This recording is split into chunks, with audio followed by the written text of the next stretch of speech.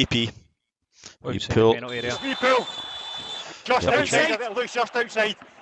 Okay, number 5. He's just outside the penalty area. Not much more than it than that. Yep. He's just outside there. It's really close, but Yeah. It's more outside than it goes there. Just really close, but 100%. we'll reset that. Okay, guys, we all good to go? Yeah, in the VAR centre. Yeah, we're good to go. No ongoing checks. Okay, thanks. Speed. Ooh. Good. Hello everyone and welcome to Heart and Hand, the Rangers podcast. This is your extra show for the week. My name is Cammy Bell. I am your host as always. And you have just heard the recently released VAR audio from last weekend's Premier Sports League Cup final. Joining me to talk about what has been a fairly interesting week given the fallout of that result and the penalty that never was is my very good friend James Forrest. James, thank you so much for coming on. Cammy, my absolute pleasure to speak to you. Hope you're doing well. That's an interesting question, my friend. I would be doing better, I suppose, but we will get into some of that detail. And this week's show, as we will always do, we will look forward to this weekend's game, which is a trip to Ibrox on Saturday afternoon with a 3 p.m. kickoff against Dundee.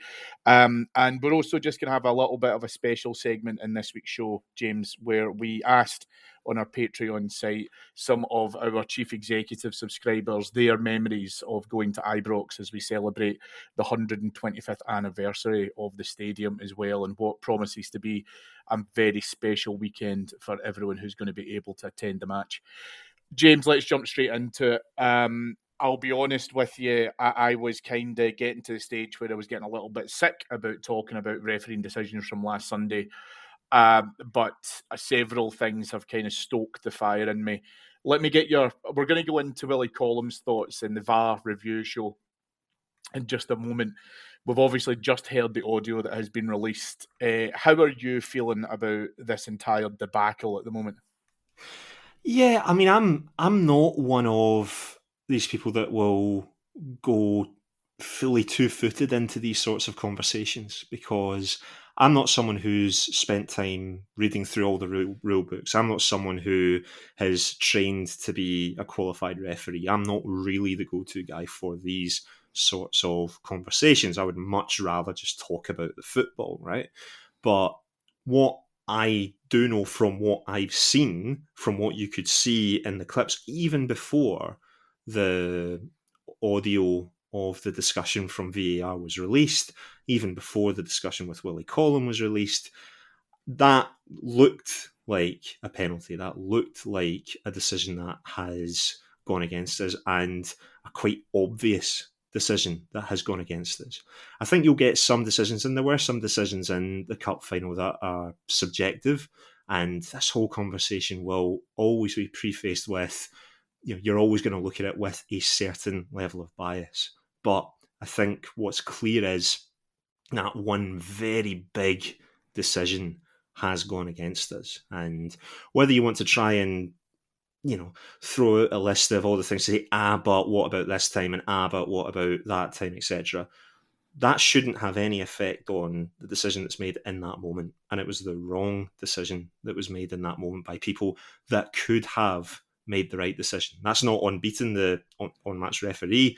He's not in a position where he is able to see clearly, but there's people that had the opportunity to look at that and see that clearly, and they made the incorrect decision in that moment. What does that mean? What did that guarantee by getting that decision? It guaranteed that we had a penalty late on in a game in extra time, and it could have, not would have, it could have meant that we would have won that game. We missed out on that. We missed other opportunities in the 90 minutes to not concede some goals, to have scored a very, very good chance. But in that moment, you can say factually that a decision has gone against us, and it's been to our detriment without question. I'm going to just read out the main segments of Willie Collum's thoughts on the VAR review show earlier on. I'll take a deep breath for this and bear with me, folks. Colm said, there's a holding incident we need to assess here. The holding is key part of this decision. It is really, really important. There's been a lot said about the Rangers player has a foot in the penalty area line. The foot is actually irrelevant in this case. It's about the holding and the holding only, because that's where the contact is. The holding begins outside the penalty area, then continues on the line, and even arguably even beyond the line, fully into the penalty area. Regardless, the fact that it's on the line, this should be considered as a penalty kick. The referee's awarded a free kick on field because he sees the pulling. He's correctly judged the incident in terms of the foul play.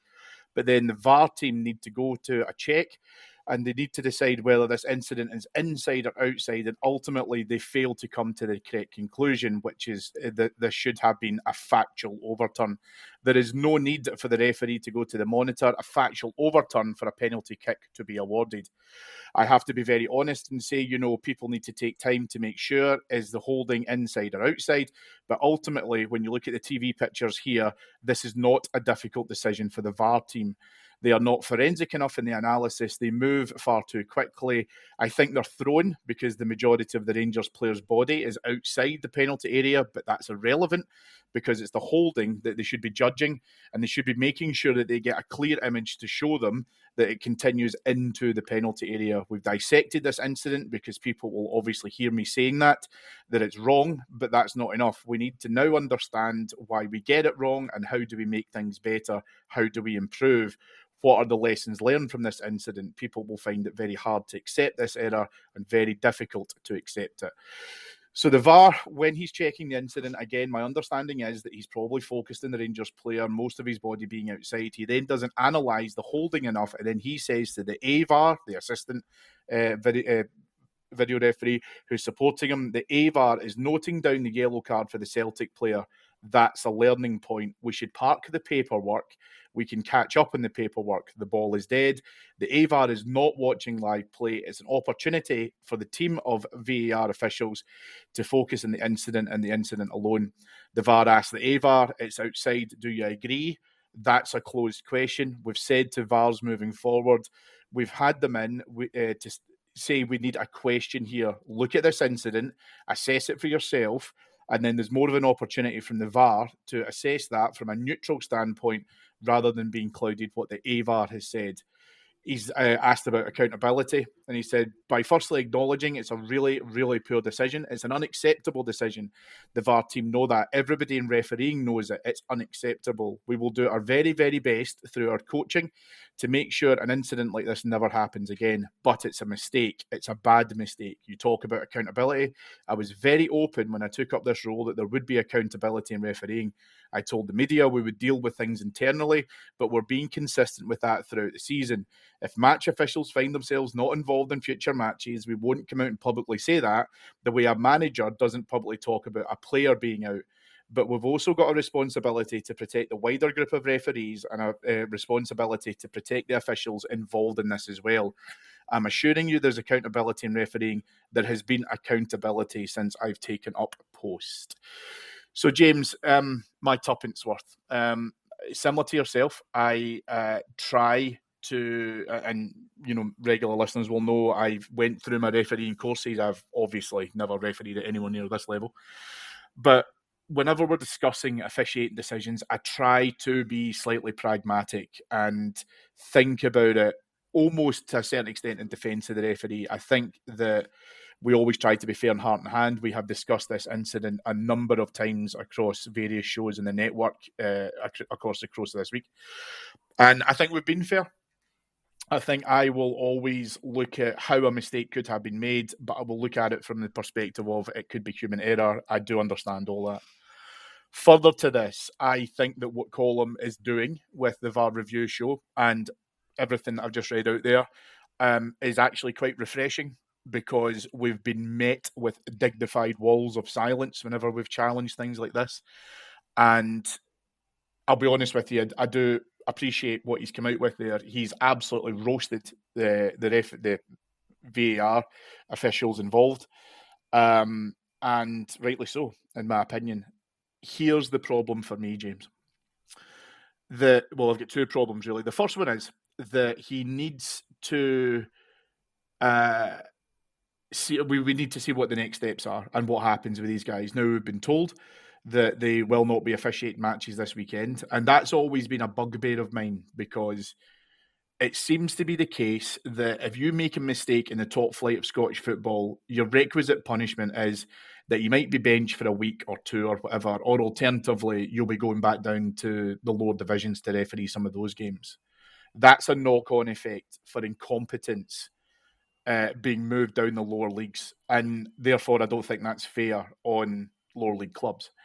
The second problem that I've got with this is, towards the tail end of that commentary, you will have heard me use the word accountability straight from Willie Collum's mouth.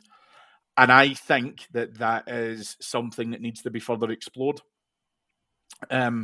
Regarding this particular incident at the weekend, I now have moved beyond incompetence. I think it's negligence. I think that you can make mistakes. We are all human beings. You can make mistakes at your work. God knows I've had more than my fair share of them.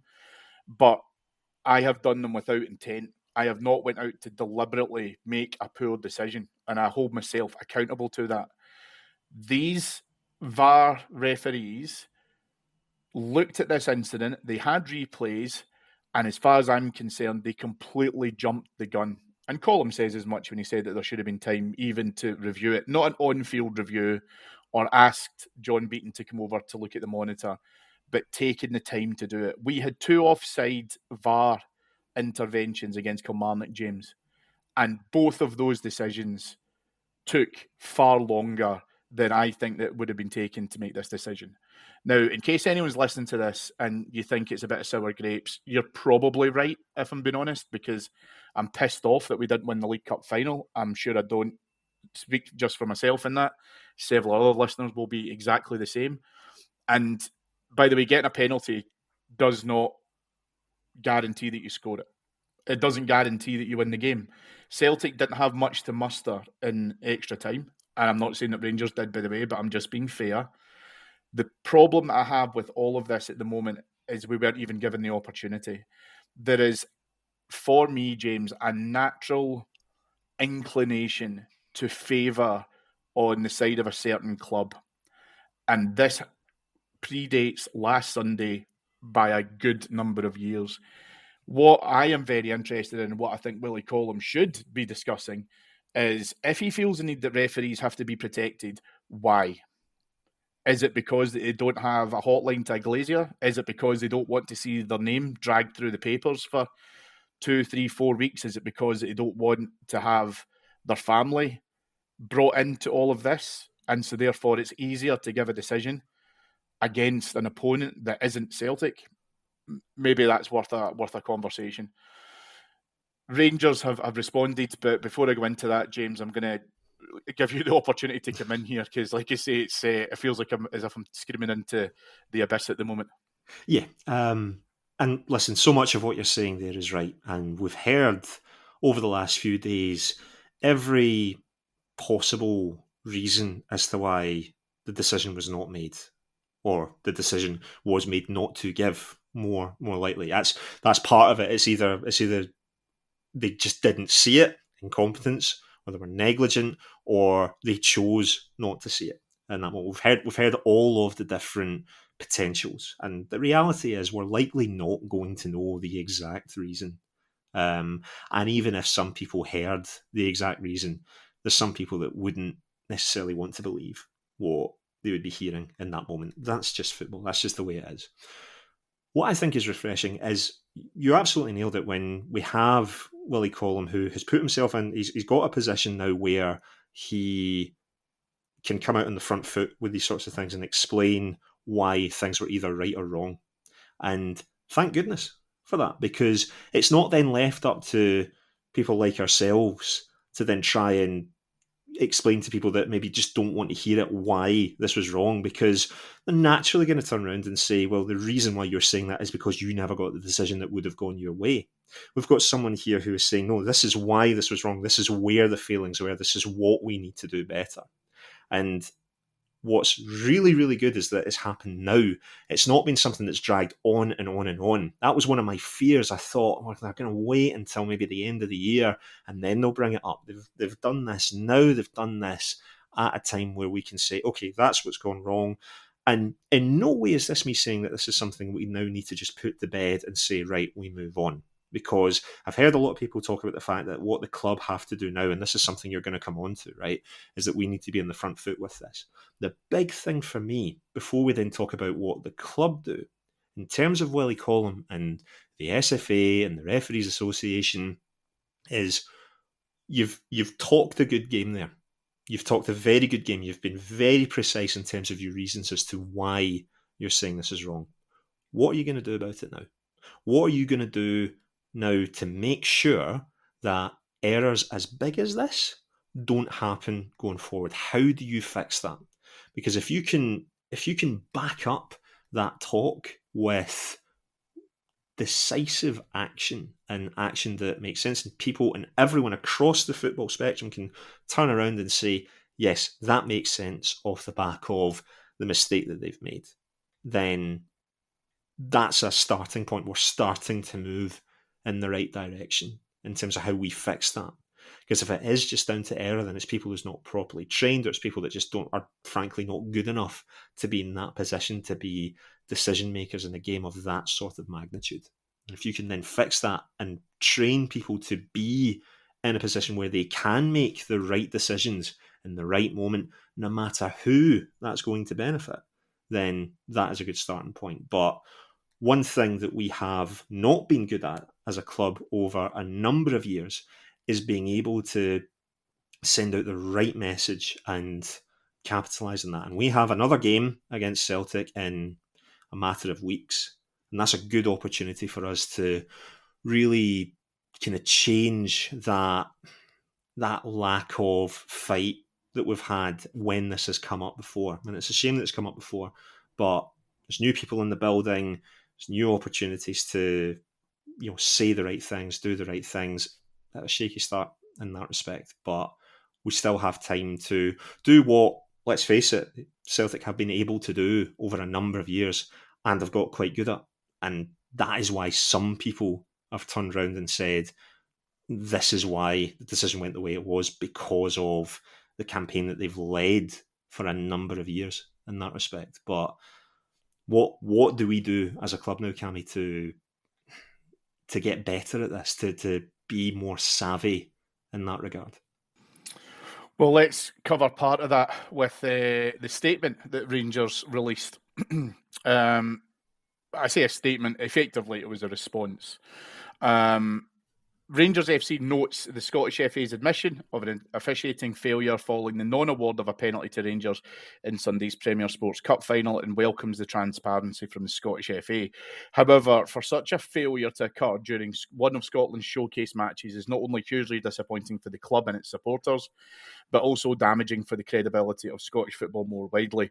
We acknowledge the Scottish FA's determination to use this and other decision-making failures as opportunities to drive improvements in officiating standards. As a club, we will continue to engage with the Scottish FA in an attempt to improve officiating standards for the benefit of all clubs in Scotland. So as I say, that was sent out as a response to the VAR review show and obviously the release of the audio as well. My own tuppence worth, and I speak purely for myself here, James, that's incredibly weak. I appreciate that Rangers couldn't come out with a full-throated response demanding sackings or replays or anything like that as well. It's not Rangers to be able to try and make that decision. And for what it's worth, I don't want a replay. I think it sets a terrible precedent. And I don't think you can do that. What I think the SFA should do is give us the prize money, at the very least. But we'll never get that either. And also, again, from my perspective, you hit the nail on the head. Rangers need to be able to lead a change here. Because let's face it, right? I think that we've all kind of said this now in various forums and chats, pods, blogs, however you want to get your Rangers media. The issue with this comes back to referees being terrified of being able to give a decision against Celtic. And when it's a match potential match-winning decision, trophy-winning decision. For some reason there is a real hesitancy to do due diligence when it comes to decisions like this, and it is not the first time, and it's not the first time in recent memory. Rangers need to now continue this dialogue, and you've hit the nail on the head perfectly. Celtic will have various puppets within the mainstream media that they've used when this all comes out, and I go back to 2018 when we won 1-0, and there didn't seem to be too much noise around it, and then the machinery started, and then that's when we did hear noises about it, and John Beaton and photographs of him personally out at various events socially, etc. And somewhat ironically, Beaton isn't at fault here for any of this, because Beaton has to rely on his VAR team, and it's the VAR team almost in their entirety that's got it wrong here. And they've got it wrong because they didn't do their jobs. And they didn't do their jobs because of, in my opinion, an honest mistake. They did it through sheer negligence. If you are Willie Collum and you feel that means that you'd have to protect referees in certain circumstances, then I would encourage the SFA and the SPFL to tell every single member club, if referees are intimidated, if you continue a diatribe about them that is going to lead us down this route where referees feel like they could be personally attacked, where their families could be at risk, if their homes or property are damaged, then as a club, you will pay the penalty for it. And then that's what the clubs then have to sort out. Now, again, that it would be incredibly difficult to police, but regardless, that's what I think we have to be able to try and do here, because, as you've said, the switch is definitely flicked to ensure that referees now feel they cannot give certain decisions, otherwise they dare suffer the repercussions of it. You're talking there effectively about strict liability, and that's a whole other conversation, I think, in terms of the logistics of that, because that can, as much as that could work, there's also the flip side of that, and it could go horribly wrong, and it could just be totally manipulated. So I don't know. I mean, I wish I knew what the answer was in terms of how you fix this issue. We don't know, but it's about the actions now, not only of the SFA but of Rangers, in terms of what the next steps are, how the narrative is set, because we're so far behind the eight ball on that. But with people like Patrick Stewart in the door, and obviously that was one of the first things it was one of his first tasks, and he was effectively, saying, right, okay, first day in, and I'm going to have the conversation, I'm going to ask the question, and that's what you've got to do. And when it comes to press conferences and discussions from the manager or players, and if it's just occasionally the wee thing in there of we just hope that it's refereed on a level playing field, you set that tone to say, no, we're not going to be the team that's going to just lie down on this and accept it and hope that it doesn't happen next time. We're going to be a bit more on the front foot on this from now. As I say, I don't know whether that's the right strategy, but sitting back and doing nothing and just being weak about it is certainly not the answer. And it's certainly not what the Rangers fans are going to expect or accept.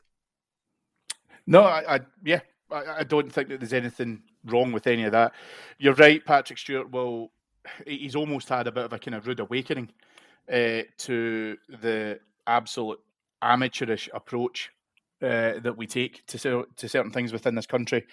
And I think what we have to be able to do now is be unified in our message whenever we talk about it, and dial that message up when we get to all future Celtic games, not just the one in the 2nd of January, because we have lost the number of matches now to officiating decisions which are beyond explanation. And simply saying, it's an honest mistake or it's a, human error or blah, blah, even that one doesn't fly this time. And that's why it probably feels so different. Rangers now have to start to turn this tide back away, and we need to have a consistent message that comes out the club from the players, the manager, and the boardroom to say, this is where we expect fairness, and that's what we're calling out for. By the way, I'm not suggesting for a single minute I want to go on a full-scale tilt here and turn everything into a pro-Rangers agenda, because I want us to earn our victories and earn our trophies. I don't want to be able to incur favouritism. What I want is a level playing field, and right now it's not, James. It's so against anything of that sportsman-like nature. We're not going to get any kind of form of success in the back of it. I don't want a complete shift in the other way, so that referees then become pro Rangers. I want parity. Yeah. The last thing I'll say on this before we move on is, if there's people listening to this who think that this is incredibly sour grapes from us, and laughing at the idea of this is how the strategy going forward, this is what you do. This is what you do anytime this comes up. You do exactly this. And the point that we're making is that we've not done it well enough. And they have a strategy in place anytime. Anytime there's a defeat, there's always an excuse. There's always a blame of someone that, whether right or wrong, it's immediately out on the front foot of blame of it's no fair, and is what they do every single time. There's never a fair defeat for them, which is laughable when you think about it. So that's why we're saying we're not good enough at that. We need to get better at that. If we do, then it starts to become a bit more of a level playing field at that point. Yeah, so we will have to see what happens next. However, Rangers, thankfully, return quickly to league action on Saturday afternoon, James, with the visit of Dundee. I want to talk a little bit, if I can, around probably where I am in a bit of a kind of changed state. I think it's best to say there's absolutely no doubt around the absolute gutting feeling that you're going to have of losing last Sunday in the manner that we did. We spoke in the build-up to these games, and I say games plural because I'm obviously looking towards the Spurs game, to say that what we wanted to be able to do was, a number of weeks ago saying we just need to avoid a hiding, not looking forward to these games.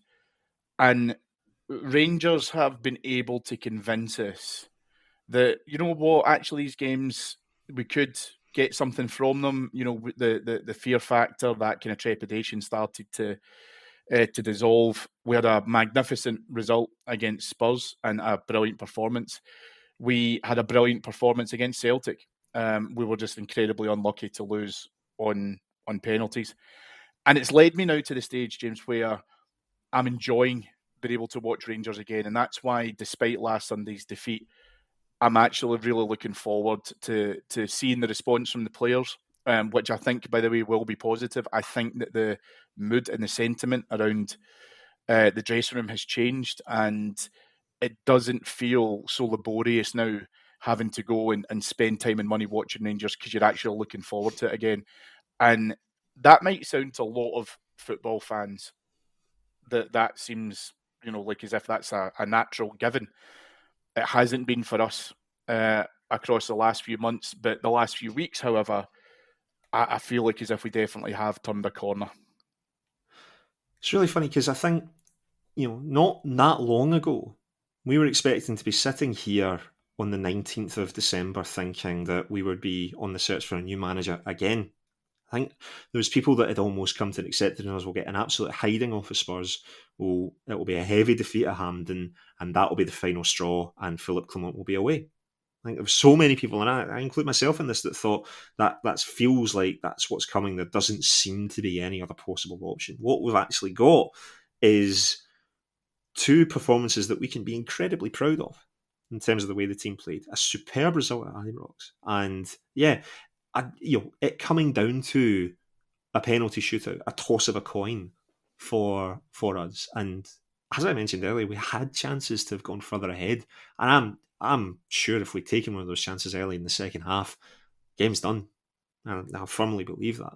So we are playing better. There's guys that weren't getting a look in at the start of the season who are playing better now and making us a better team. More guys are coming back from injuries.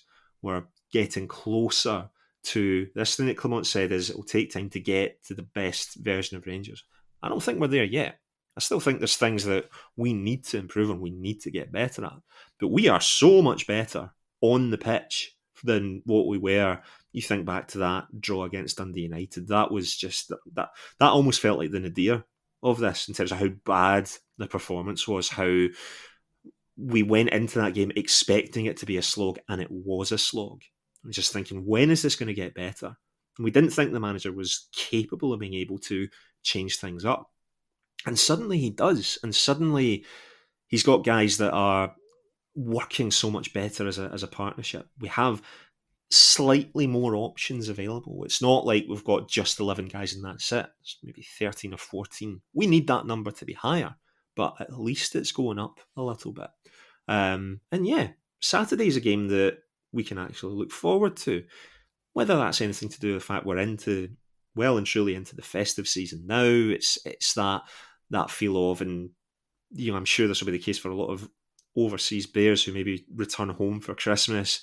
They'll be looking at games that they might begin to go to, and I'm sure this game would be circled on the calendars as well.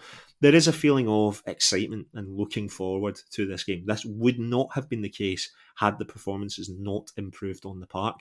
And the manager does deserve credit in the same way that he deserved the criticism for the way that we were playing. He 100% deserves the credit for the way he's turned this around. And suddenly we have a team that looks like it's got a bit more fight, a bit more guile, and most importantly, it looks like a team that can go out in these sorts of games and do the job, get the victory, win these sorts of games that you should always be looking to win when you're Rangers. Dundee at home, it shouldn't be one that we should go into with trepidation or worry.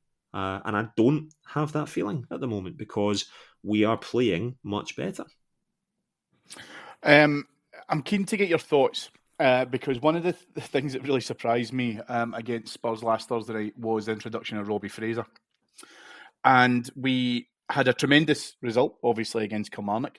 And that, to me, is where I would like us to be able to get an opportunity to play some of our younger players. The Rangers B team had a fantastic result on Tuesday night, I think it was. I'm losing track of days because it's Christmas time, against Celtic and winning the Glasgow Cup. And our very own Zach Lovelace scored what turned out to be the winner on a 3-2 victory. You follow the B team closely, James. You do a lot of excellent coverage for them across on our Patreon site. There's obviously some conversation happening at the moment with the striking options. Eagerman has certainly started to come into form. He looks very much like he's really in the groove at the moment. Danilo obviously got us the equaliser in the dying moments against Celtic in the League Cup, which took the game into extra time. There is a lot being said about Cyril Dessers, which I won't bore the listeners by repeating. But do you see Dundee and games of this nature that if we're able to kill the game off as a contest early doors, let's say, for example, even by half-time, or worst case scenario, even by 60 minutes, do you get the feeling that the manager now could start to use these as an opportunity to bleed in some of the players who have been on the fringes? We've not really seen too much. Rice, Fraser, Zach Lovelace is obviously another one that's been discussed but has had injury concerns.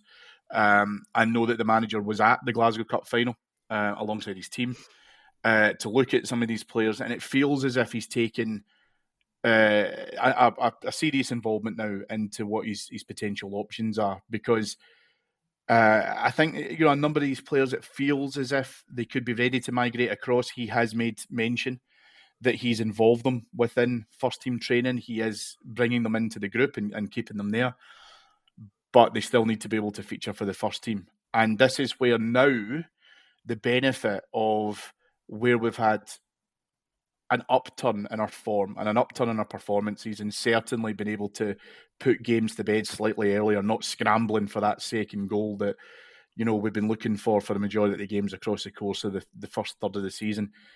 Now we almost seem like we may have some more capacity to allow those players to be involved. That's what it should be. My fear is we're not there right now. And I'll explain why. Now, you're right that something over on Patreon. Myself and Ross Hutton, we have extensively covered B Team games, especially when they were in the Lowland League. And what we liked about that was that it was regular competitive games. Yes, there's a question about the level and how far down the pyramid that is, but it's, you know, being able to, you know, perfect your craft a wee bit. And it's not like, you know, so many other sports do this where you start at the lower level, you build yourself up. As guys are on the way down, you're coming up against them, you're gaining that experience in terms of who you're playing against. Last season, we changed tactic. We decided, no, Lowland League isn't for us because there's no progression. We're not able to move up that pyramid, which would have benefited our younger players. It's the same thing that other countries do, but apparently that's just not an acceptable option when it comes to Scottish football. To play these best v best games, friendly matches against elite youth academies from clubs down south, from clubs in Europe. And we felt that that was an idea that had a lot of merit if you are making sure that you're still keeping that competitive edge and you're playing a consistent number of games. Where that's fallen down is there's nowhere near the number of games that's required for that to work. Didn't play anywhere near the number of games that I think we expected to, because a lot of the time you're relying on other club. You know, you need two teams on the field to play a game, and I don't think we're getting enough of that. As a result, I think for a number of players, the progression that they should be on, the path they should be on, has been stunted. To the point where I was watching that cup final on the Tuesday night, and I was looking at it and thinking, there's guys here who are playing that as much as their natural ability is obvious, they could be and should be at a higher level than what they are at. And the lack of competitive game time that they've had is stifling them somewhat, in my opinion. Now, there is an exception to that, which I will come to, but I think there's a number of guys who played in that game on Tuesday who the best thing that they could do to have the best opportunity to make a career at Rangers is they need competitive games. They need spells on loan at clubs within Scotland, or if you feel it's more appropriate for them, in England, where we know they're going to be playing week in, week out to refine that craft. I'm talking about guys like Leon King, like Robbie Fraser, like Cole McKinnon, like Bailey Rice. As 4 guys for starters, but there's a lot more that I probably could name that I think need that opportunity to play, A, so that they can, get that environment of competitiveness back on a regular basis, and B, for us to be able to make a proper assessment on them. I don't think you can assess players purely on games like that. And see, for someone like Leon King in particular, who was thrust into the first team probably too early, but he had to be because there wasn't really much other option. We don't know where his level's at now. We don't know what sort of player he's going to be. He's played at centre-back, he's played as a holding midfielder, but we don't know where he is going to be long-term because he's not played anywhere near enough games, and he needs to have that opportunity to do that. So I know there's conversations that are happening about what the future is for the B team, whether a return to some sort of competitive league can take place, whether there's a different route that we can go down. Whatever it is that you've got to do, you have to, I think, give guys the opportunity to have that regular competitive experience. If we had done that, if we had that strategy in place and it was working better, then I am sure guys like Robbie Fraser, guys like Leon King, guys like Cole McKinnon, it'd be more plausible to do exactly what you're saying. In a game like this, guys should be getting half an hour, maybe even a start or two in a game like this over this time of year, where you need the numbers, where the squad is stretched thin because of the number of games. And at the moment, it's just not the case. We've failed in that respect, but there's an opportunity to retrieve that if we do the right thing. The exception to that, as much as I've said, that we've failed these guys, is Zach Lovelace. He is a different level. He's a different conversation because he is someone who, in his brief cameos, we remember the game at St Mirren where he looked like a really interesting, different attacking prospect, and then picks up an injury because it's Rangers, right? And we missed that opportunity to maybe kind of get him a bit more game time. I think he is someone that rather than say that he needs a loan, he needs in that first team squad environment. He needs to be part of that conversation. He needs to be considered one of the guys that might play in the wide left position. That's where I personally think he would suit our team best right now if he was to play.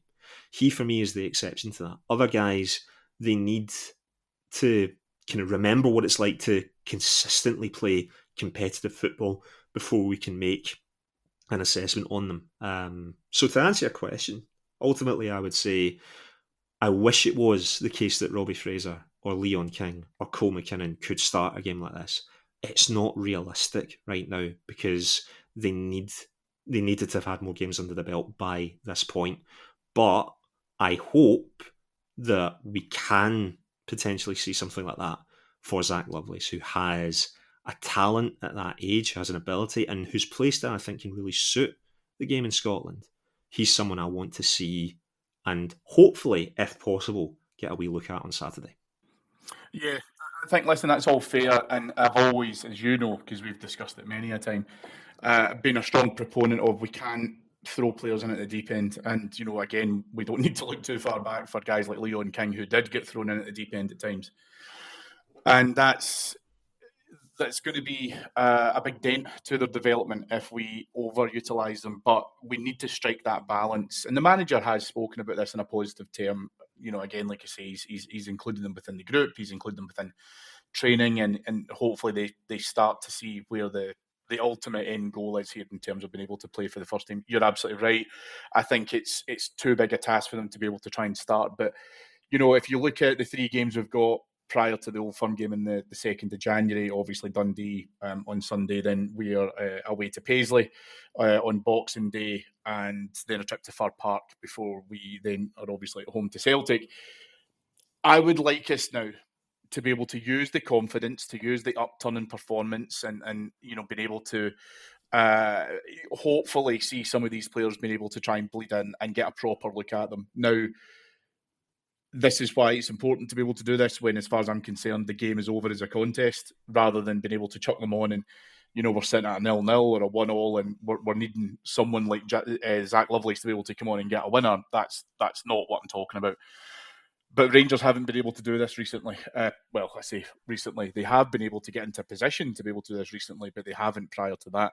So I hope there's a win there. I hope that, we can use this tight fixture schedule to give the manager some consideration prior to the January window opening.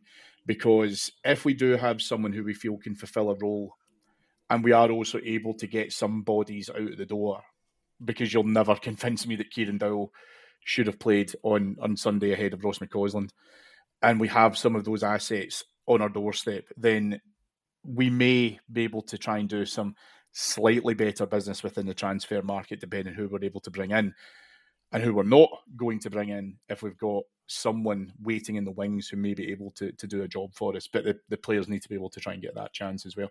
How confident are you for Saturday afternoon? Are you still in the throes of us being able to make sure that we recover well from Sunday's defeat and continue getting back to playing how we were playing and winning games? Well, we've shown the ability and potential to play well midweek then weekend. We've had a full week to really kind of get ourselves back and ready, and that's quite a relief, I suppose. That if we had a midweek game, I would have been maybe a bit nervous about that because of the context in which we weren't able to ultimately lift the League Cup.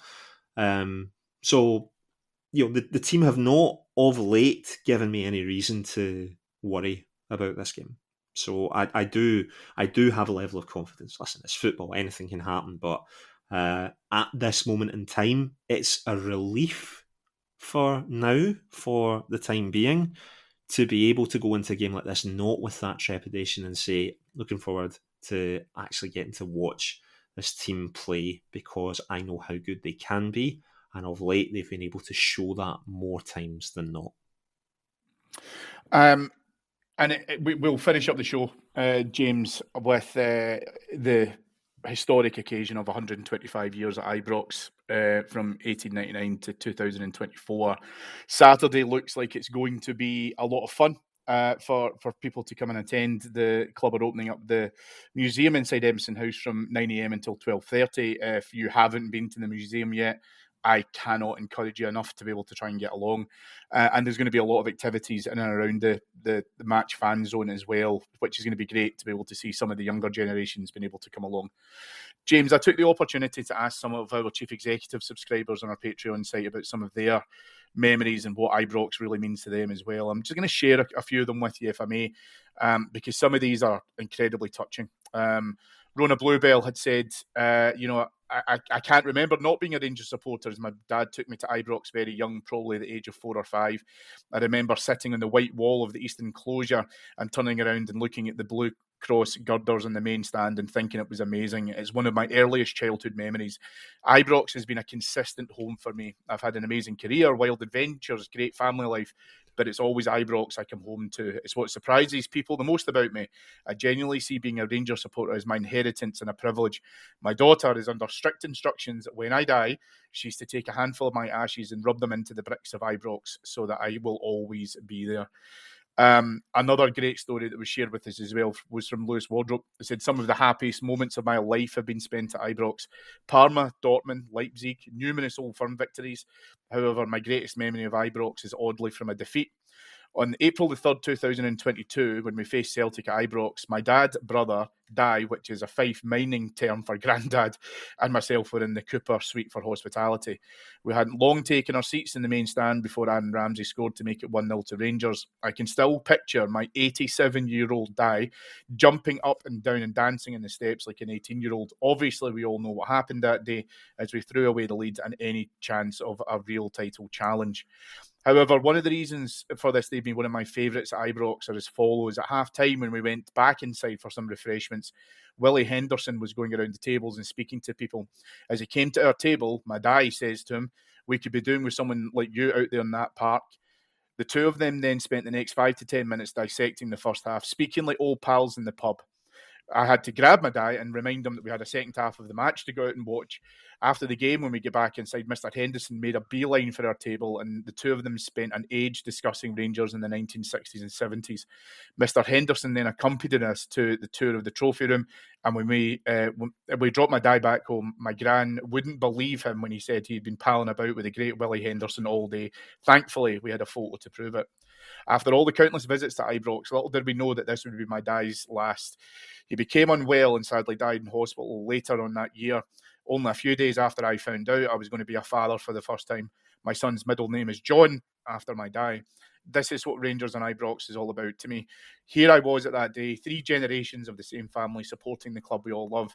No matter what happens, the memories made at Ibrox can never be erased. Until my dying day, I'll have the memory of my dad celebrating our goal and speaking with Mr. Henderson about our great club, and it will take something very special to surpass that for me.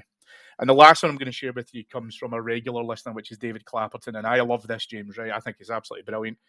And he said, GF2H49. That was my uncle's seat number for many, many years. I have it tattooed on the inside of my upper arm, and at a glance, it means absolutely nothing to anyone else, but those letters and numbers mean the world to me. He took me to my first game on the 26th of September 1987, which was a 7-0 win over Morton. I was 6 and still remember him walking into my house that morning and telling me, hurry up and get ready, we're going to the Fitba. He died last summer, and right up until his last breath, he was a true Rangers man in every sense of the words.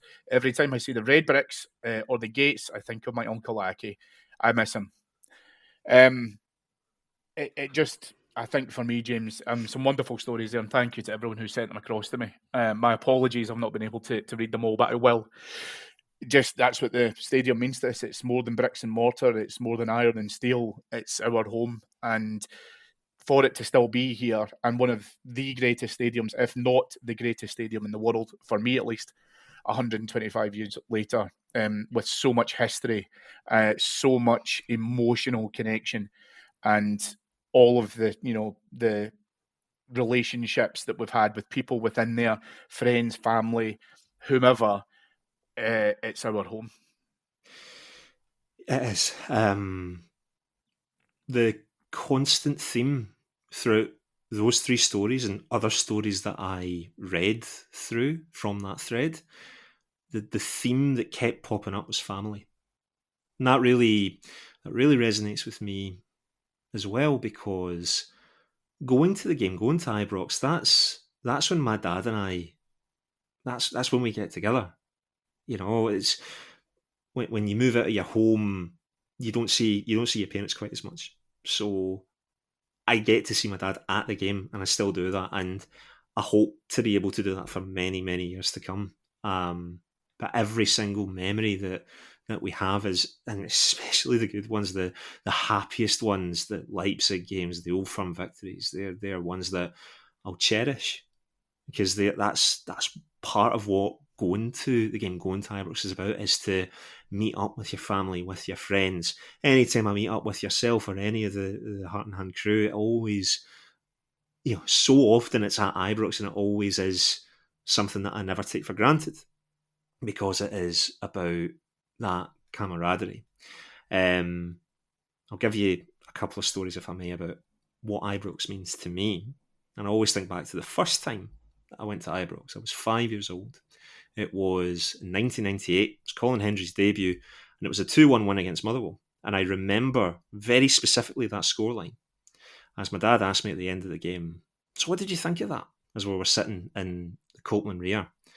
And I said, "Yeah, I mean, the scoreboard changed a couple of times, and that was quite cool." 5-year-old didn't really know what was going on. My dad had realised that I had spent the whole 90 minutes looking at the scoreboard, because that was right in my direct line of vision, forgetting that I should have been looking down at what was going on at the pitch. So the next game that we go to, he's put me in the very front row of the West Enclosure, so that wasn't going to happen a second time. And that was the moment that I got it. That was the moment that I started to get what going to the football was about, and my love for Rangers really started from that point. My love for football started on the 5-0 win against Sturm Graz in the Champions League. Football under the lights, Ibrox under the lights, that incredible vision, that incredible game, that incredible performance. So many incredible European nights, especially in recent years, at that stadium. How lucky we were that so many of the definitive moments on our run to the Europa League final happened in our home, happened with our family members that we still love and cherish, and have those memories to hold on to for as long as we can. It is home. I've mentioned earlier Bears living abroad, who will be coming home for Christmas. That was my life for a number of years growing up. And my dad and I would always make sure, whenever we'd be coming home to visit family from living halfway around the world, make sure that there's a home game, because we want to get tickets for that, because we need to make sure that we get to a game when we're back home, because it just wouldn't be the same without doing that.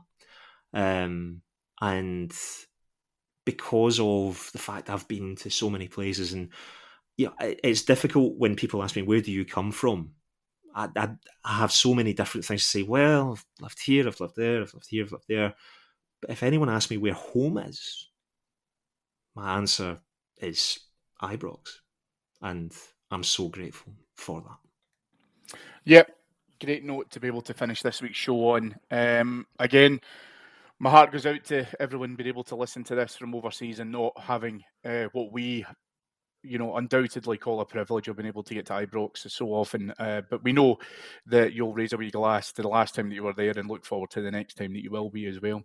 David will be back with Flagship on Monday to unpack the Dundee game. If you'd like to hear more from James, myself, and all of our podders, then head on over to patreon.com/Heart and Hand for loads of great content. And we even keep you entertained across the Christmas period as well. Thank you to our producers, Mike Lee, Paul Myers. Thank you to our show sponsors as well, zenithcoins.com. Head on over to Zenith Coins if you'd like to be able to get some Rangers related material across there. There's loads of great merch on there as well. Thank you to you all for listening, and James, thank you very much for joining me.